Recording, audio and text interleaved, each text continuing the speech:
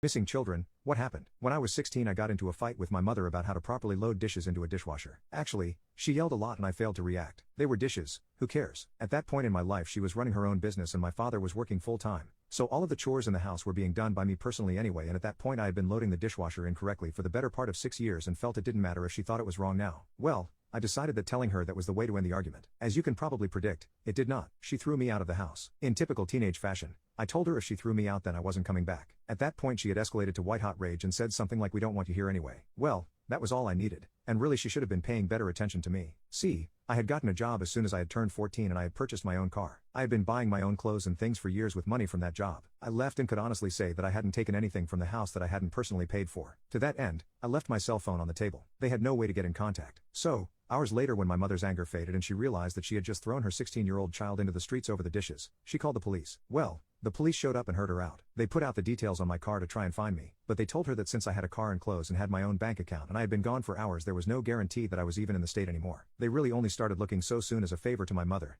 They weren't required to look at all since it was clear that I was a runaway that had left under my own power. My father came home from work and was bewildered by all the chaos. I wish I could have seen his face. After 48 hours they had me declared missing, which apparently made my profile available to other states and such. And that was how they found me. 2 weeks later, 18 hours away, I was sitting on the hood of my car eating ice cream and filling out a job application. An officer noticed I was illegally parked and casually scanned my plates while he approached to ask me to move. I don't think he was going to give me a ticket. It was just a reflexive action. I came up as a missing kid and he stopped mid-question and sort of stutters. You should call your mother." I nodded agreeably and he gave me his cell phone. I dialed my mother's number from heart and she picked up. As soon as I identified myself, she turning into a screaming rage monster of hatred and insults. I casually put the phone on speaker for the officer to hear, and his eyes widened. She didn't stop to take a breath and let me get a word in, so I hung up on her. I told the officer that I was fine where I was and since it had already escalated to this point I was going to hold out for an apology, or divine intervention. He sort of patted my shoulder and made sure I had someplace warm to sleep at night. 2 days later my dad showed up and got me. The officer had called the department that the missing persons report originated from and gotten my father's contact details and told him that if the situation was left to my mother to resolve, they would never see me again.